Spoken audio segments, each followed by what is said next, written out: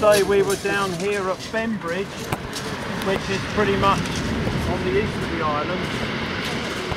And what we've done today is we've driven across right to the very western tip of the Isle of Wight, which is down here in Alum Bay.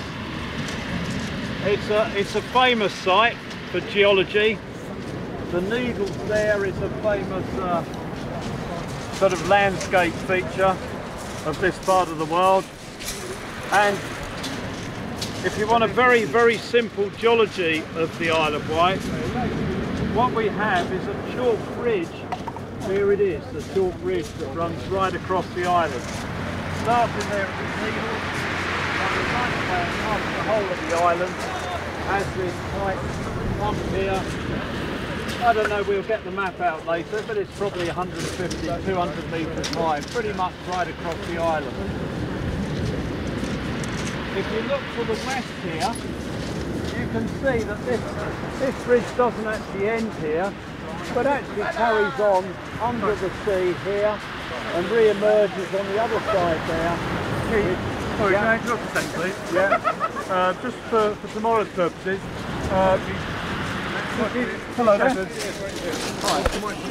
Hello, Mike. When you turn up tomorrow, just make your way to the main office first upstairs. Okay. I'll link up with you first. Great. See how the situation down is to let you through the closed area at the moment. Excellent. Thank you very much. All right. Yeah, shouldn't be a problem. Hours later on the side tomorrow, but yeah, that's right. Forecast is not good for Thursday at all. On Wednesday. Oh, we're not here Thursday. Wednesday tomorrow starts off the high winds.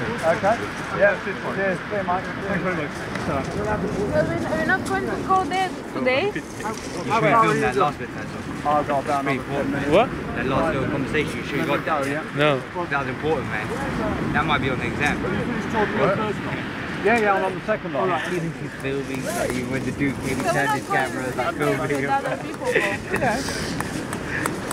Okay, so if you went across here, well, you can see, look, the shore bridge over the other side of the picture.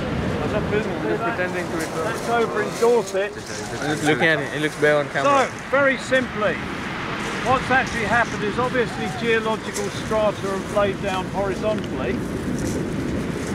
But what's happened in the Isle of Wight is, you know from your geology lectures, if the rocks have been bent up like that, it's known as an anticline.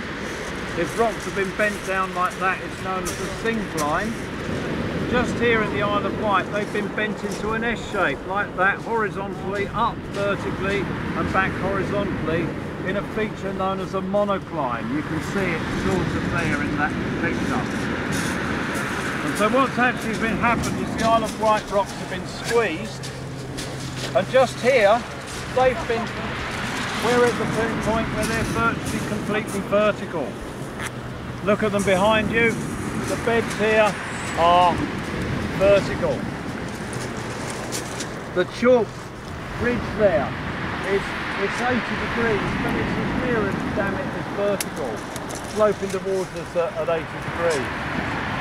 And so what you have is, to the south of the chalk ridge are rocks that are older than 65 million years, in what's known as the Cretaceous period, a period of dinosaurs, old maybe from 120 to 65 million years, a period where dinosaurs were on the earth. The rocks this side are younger than 65 million years, which were laid down on top of the chalk after some of the chalk had been eroded. So in fact there's a gap there between that one and that one. There is a gap of maybe 15 or 20 million years where there's no rocks being laid down, but they've actually been removed. And so these rocks here are rocks that are younger than 65 million years. No dinosaurs anymore. If you go for fossils here, you find your woolly rhinoceroses and your mammals and your reptiles. Anything for dinosaurs, you need to go south of the chalk ridge into the Cretaceous. But because the rocks have been bent vertically here, what we've got for all the geologists to look at is a whole sequence of rocks, starting from the older rocks at that end, going younger and younger and younger and younger along there, all very conveniently bent vertical for it, so we don't have to dig a borehole to see what's there. We can just walk along the beach and look. That's basically So a what you're timeline looking then. at here, effectively, is the rocks you have under London. Under London, they're horizontal. Here, they've all been bent vertically for us to look at, and you can see what they are. They're mixtures of clays and sands and mixtures, which makes the tunnelling through London relatively easy. That's why we've got the first tube system in London, because we weren't digging through hard rock or anything. We were tunnelling through this sort of material. The London clay being pretty much the best material anywhere to actually tunnel through. I mean, the other thing, the good thing about the geology here is most of it's pretty obvious. This stuff is obviously being attacked by the sea and is eroding away very quickly. That landslide there has occurred since last year. It's effectively being protected by this harder rock, the chalk, which is the ridge here, because our main weather and waves and wind come from the southwest over in that direction. If you set sail and just miss that lighthouse at the end, where would you end up? Where would you hit land? Country. I'm not sure if it's North or South America, just guess Carolina or Florida or something. Barbados, I think, yeah, it's that sort of way, yeah. So any wind that blows from the southwest blows over 4,000 or 5,000 kilometres of open ocean. So potentially the waves that can come through that gap are large. This area has been protected to an extent by this chalk. If that chalk ridge wasn't there, this would erode back at, well, it would be gone basically. And you can see what's happened here. The sea has broken through this chalk ridge, and in a relatively short period, geological period, has eroded all this huge bay out behind it. All this soft rock has all been removed relatively quickly.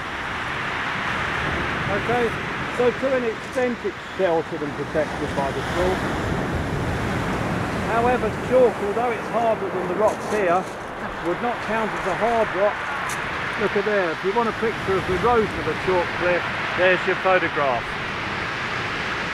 It's been chopped away at the sea, and eventually it gets to the back, it's unstable, and that has just slid off. You can see that slide there, the typical chalk erosion feature.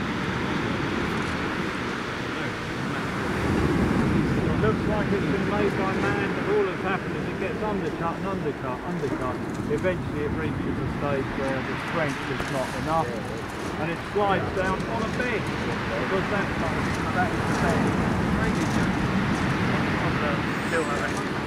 I don't think there's much drain. I mean, chalk is effective.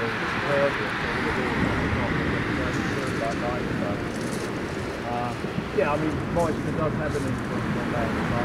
But there it would be mainly a question of it just being gradually undercut until it is effectively overhanging.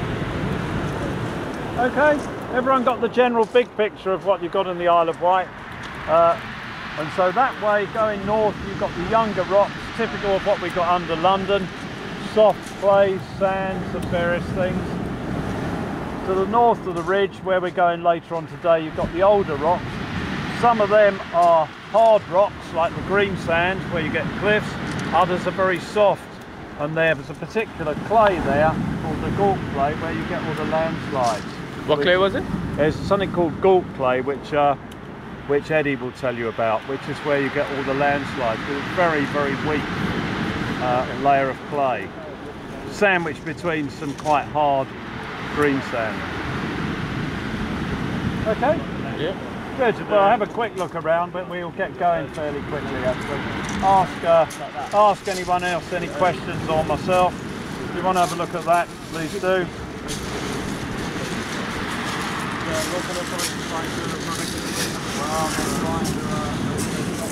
Park up there, their industry here is effectively tourism.